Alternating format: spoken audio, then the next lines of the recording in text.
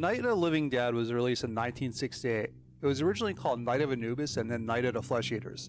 The lawyers on behalf of the film Flesh Eaters raised a fuss over the name, so Night of the Flesh Eaters was changed to Night of the Living Dead by the Walter Reed organization, Night's distribution partner. I actually like Walter Reed's name better. There were only 2 working actors in the entire film. These were Duane Jones as Ben and Judith O'Dea as Barbara. Everyone else in the film was a non-actor who never appeared in a movie before. They are all people the very small film crew knew personally who agreed to do the movie as a favor. Henry Cooper, played by Carl Hardman, was one of the initial investors into the small indie film. Hardman owned an audio production studio that would go on to provide the score for the movie. All the zombie actors were local people who agreed to play the roles of the shambling undead based mostly on the fact that there would be free food and beer provided on set.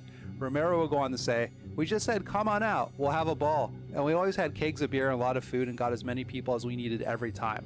We wound up paying them all SAG wages as the money came in later, but nobody was paid on the spot." Walter Reed accidentally put the film into public domain. When the name was changed to Night of the Living Dead, Walter Reed forgot to include copyright notices with the new title. Since these notices were absent in the new name, it instantly went into public domain upon release, where it remains today. That means anyone watching this is free to distribute, share, and make derivative works based on Night of the Living Dead for profit or not. Romero originally considered the undead to be ghouls in Night of the Living Dead, different from the zombies featured in similar films of that era. The emphasis on zombies pre-Night were that of mind-controlled people doing the bidding of some master. However, by the time he released the sequel Dawn of the Dead, he conceded to public opinion and went with the zombie descriptor.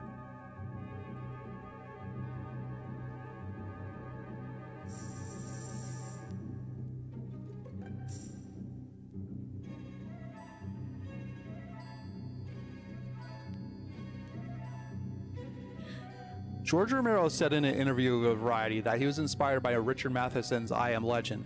In said story, the entire world has been turned into vampires save for the last surviving human as the main character. Night plays with I Am Legend survivor to monster ratio a lot more though. Having watched I Am Legend specifically to review this movie, I can see why Romero took inspiration from I Am Legend and why I ran across so many comparisons in my research. Both films feature former humans transformed into an undead looking to consume the living.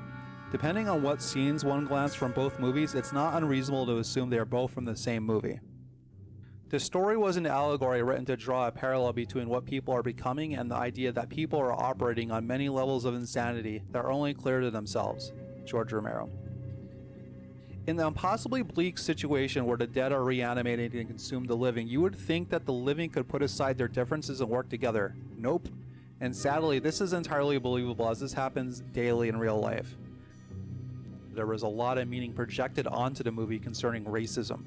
The civil rights movement was still in full effect. Martin Luther King was assassinated the same year Night was released, and Duane Jones was the very first black actor featured in a starring role in a horror film. The thing is, this was all purely coincidental. Romero and his crew happened to be one of the many not racist groups of people at the time and simply gave the leading role Ben to the best actor who auditions. Romero would go on to say, "A friend and I began writing this script, but we didn't have it nearly completed when we started shooting. We cast around 4 people. That was kind of a random experience too. There wasn't much to draw in Pittsburgh except for a friend of ours, Duane Jones, who's a black actor who plays Ben in the picture. We had no preconceived notion to the role being a black role. Duane came in, he looked right, he read well, so we used him. We never took any further note of it. It's not mentioned in the script at all, although I know we're getting a lot of press comment over the fact." Night of the Living Dead. A bizarre adventure in fear, an experience in shock more shattering than your strangest nightmare. Night of the Living Dead. A night of total terror. Night's Criterion Page reads, "Shot outside of Pittsburgh on a shoestring budget by a band of filmmakers determined to make their mark. Night of the Living Dead, directed by horror master George A. Romero, is a great story of independent cinema, a midnight hit turned box office smash that became one of the most influential films of all time.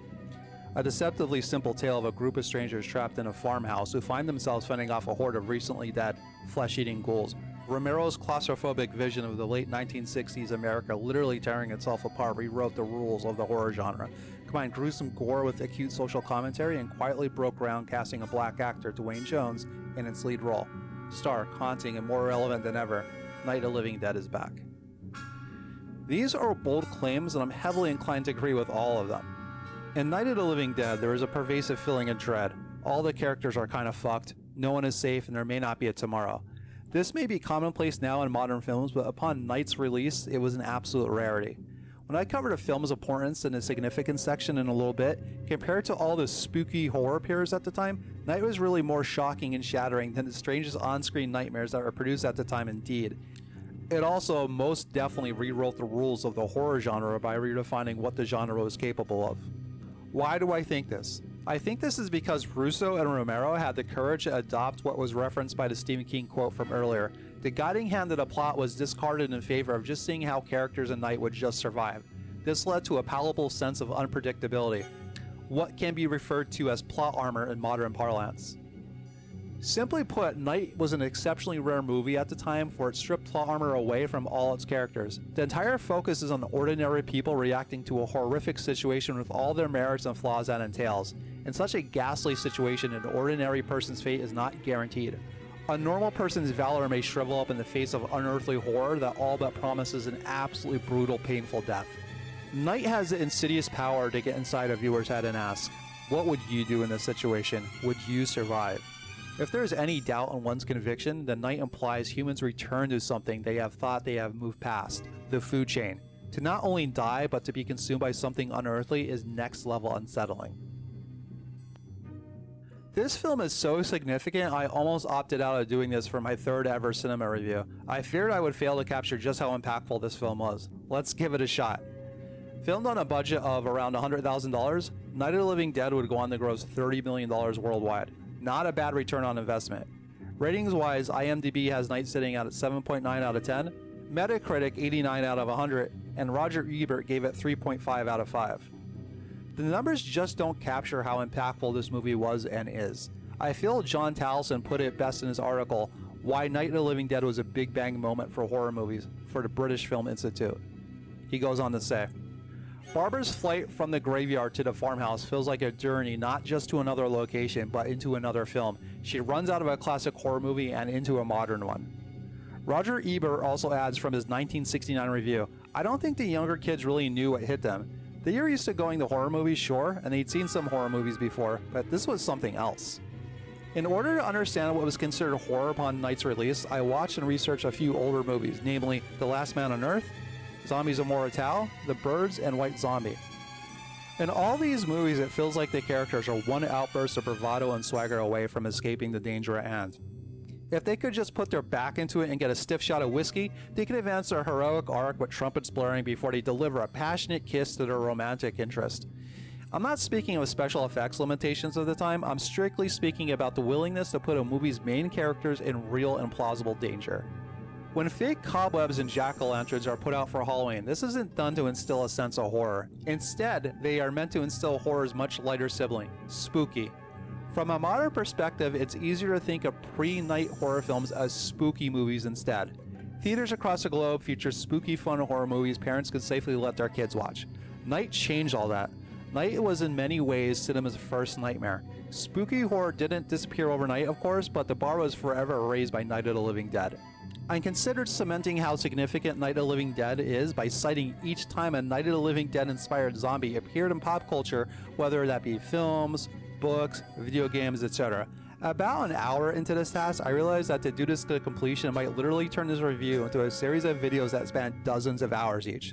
So just please enjoy the zombie montage that's been playing. That's just a fraction of a sliver of all the zombie media out there. Let's start with who should not watch this. People who are truly against watching modern horror films. Not everyone is a horror fan for a variety of reasons. This movie is not for them. For everyone else, this is a must-watch. It's a well-made classic that broke new ground and has stood the test of time. Even if you're the type of person to avoid older films, listen, I hear you. They tend to be corny, cheesy, unbearably campy by modern standards. But if you have room in your life for one classic, then Night of the Living Dead should be that one film. Night has quite a few sequels that span different timelines and versions, with it being public domain and all. However, Romero directed two canonical sequels, Dawn of the Dead and Day of the Dead. He even remade Night of the Living Dead in 1990. If you like what the original Night has to offer, I highly suggest you watch these films. Even though Night of the Living Dead is a great, seminal film, I wish the ghouls that appeared in Night were more aggressive. While nowhere near the weak pushover undead featured in Last Man on Earth, looking at the original Night, having been spoiled by decades of modern horror movies, I do wish that the ghouls were a tad bit more on the relentless side. But it's something I can easily look past for a movie that was literally redefining its own genre.